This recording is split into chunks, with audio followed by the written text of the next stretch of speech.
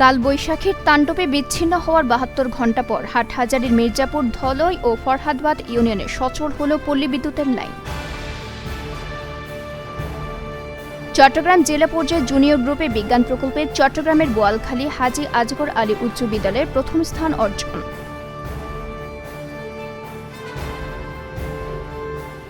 কাপ্তাই উপজেলা স্বাস্থ্য কমপ্লেক্সের উদ্যোগে স্বাস্থ্য কমপ্লেক্স কনফারেন্স রুমে জাতীয় পুষ্টি সপ্তাহ ২০২৪-এর উদ্বোধন।